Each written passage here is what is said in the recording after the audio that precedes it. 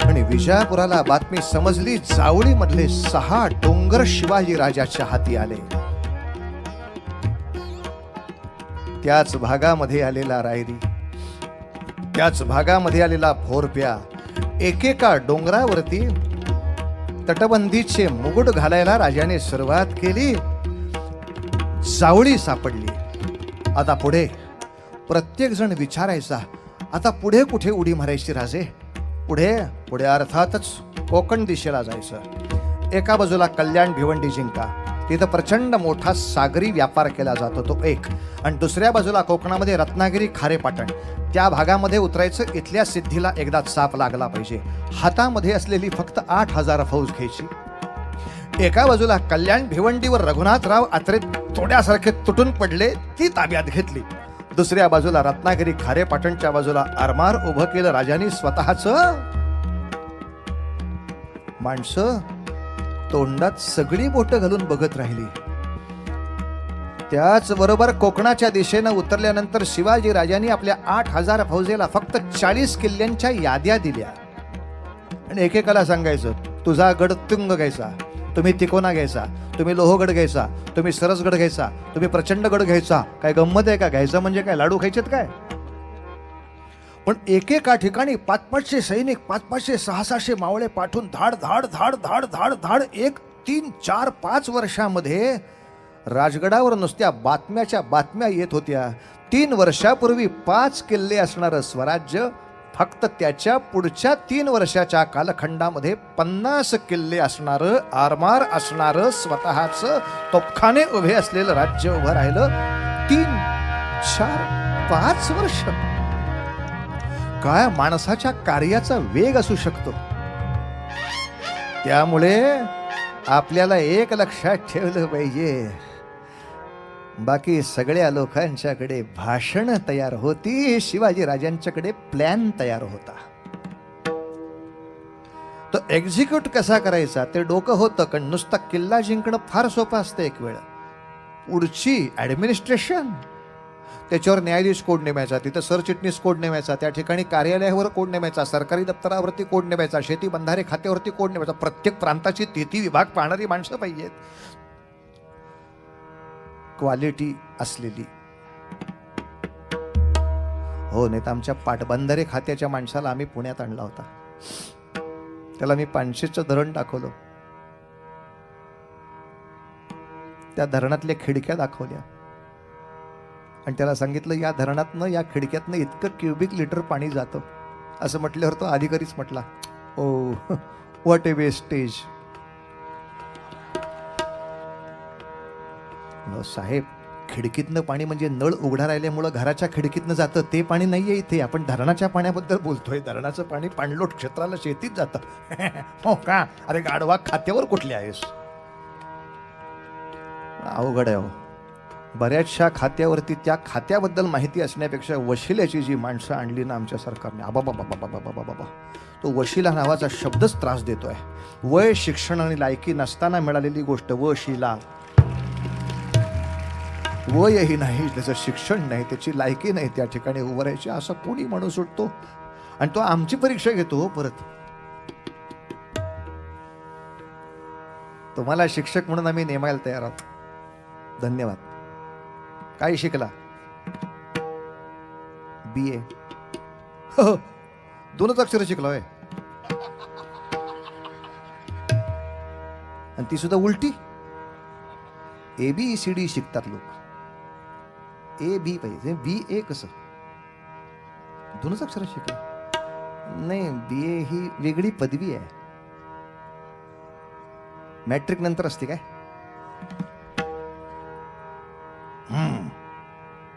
बघू नंतर, पुढचा विषय वेगळा. प्रत्येक ठिकाणी त्या त्या खात्याचा विलंदर माणूस बरोबर त्या ठिकाणी नेमला जाणं. कल्पना करा, मुळात 50 किल्ल्यांवरचे 500 अधिकारी तुमच्याकडे नोंद पाहिजेत. कोणकोणत्या किल्ल्याला कोणता अधिकारी, किल्लेकरी कोण करायचा, सेनापती म्हणून कोण करायचा, शस्त्रावरती कोण ठेवायचा, तोफखान्यावरती कोण ठेवायचा, या प्रत्येकाचं ॲडमिनिस्ट्रेशन एज्युकेशन झालंय का आधी? या प्रत्येकाला त्या त्या ठिकाणी नेमून 50 किल्ल्यांचा जेव्हा आपल्या समोर वारा उभा केला, याच गोष्टीतला हा प्रसंग आहे. कल्याणवरती स्वारी करताना जसा कल्याणचा खजिना लुटला गेला, त्याच्यामध्ये कल्याणच्या सुभेदाराचा अख्खा काबिला आणि सून सुद्धा सापडली. स्वतः राजे कल्याणमध्ये असताना लुटीमध्ये आलेली प्रत्येक गोष्ट राजासमोर आणली पाहिजे, या नात्याने सांगितलं गेलं असं की जसं धन सापडले तशी काही माणसंही सापडली आहेत. या लोकांचं काय करायचं हे तुम्ही सांगाल तर त्याची पुढची विल्हेवाट लावता येईल. जेव्हा राजाच्या कानी वार्ता आली, किल्लेदार पकडला ठीक आहे, त्याचे सैनिक पकडले ठीक आहे, त्याचा सेनापती पकडला ठीक आहे, जनाना पकडलाय नाही रे बाळांनो, अशी गोष्ट नाही रे आपल्या हातून होता कामा. जनाना कसा पकडला गेला? आपल्याला राज्यलक्ष्मी ओढून आणायची, परस्त्रीला हात नाही लागता कामा आपल्या कोणाही माणसाकडून. म्हणजे राजे, अपमान कोणाचाच झालेला नाही, लुटीमध्ये सगळा जनाना इथेच नुसता सापडल्यामुळे तुमच्या समोर उभा आहे. जेव्हा कल्याणच्या सुभेदाराची सून भर राजसभेत आणली,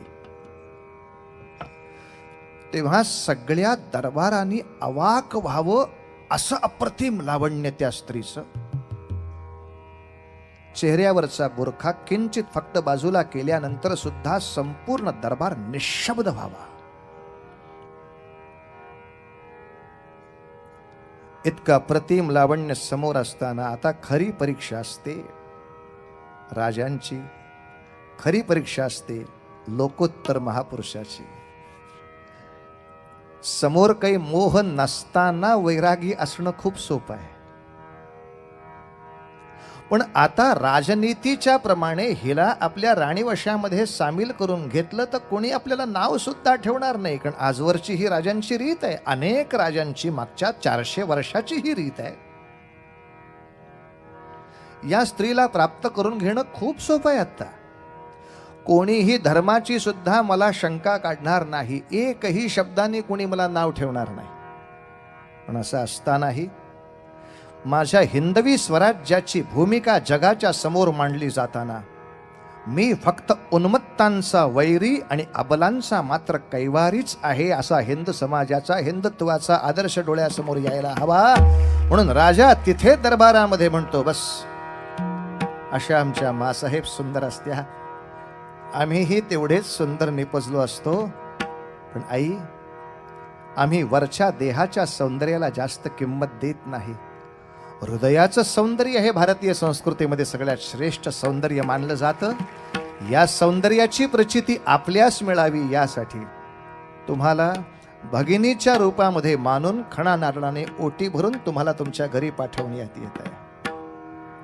याला म्हणावं भारतीय संस्कृतीचं आचरण.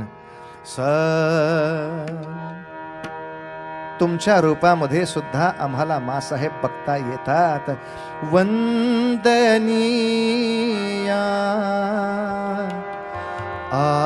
आदिमाया, वंदनीया आदिमाया, वंदनीया आदिमाया, तू चराचर मोहिनी, तू चराचर,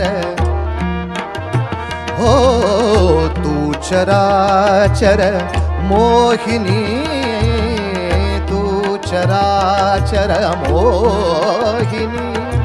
कोटि कोटि चंद्रिकांचे, कोटि कोटि चंद्रिकांचे, तेज तुझी या लोचनी, तेज तुझी या लोचनी. वंदनीया आदिमाया, वंदनीया आदिमाया, वंदनीया.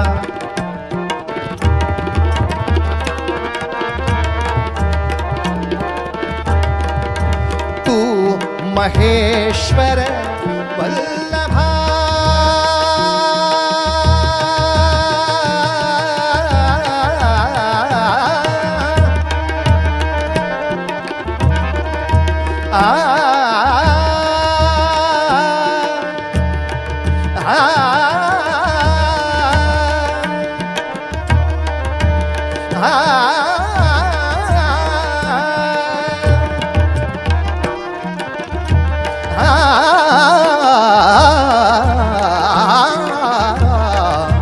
तू महेश्वर वल्लभात्याचाच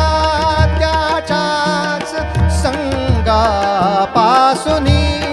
त्रैलोक्य गंगा संभवे त्रैलोक्य गंगा संभवे जगदंबिके वरदायिनी जगदंबिके वरदायिनी हो वंदनीया आदिमाया वंदनीया आदिमाया वंदनीया आदिमाया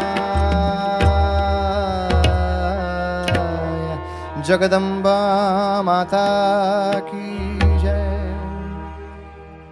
म्हणून वाटतं प्रत्येक वेळेला की सगळ्या रिक्षांच्या मागे जे लिहिलंय ना ते कधीतरी खरं व्हावं.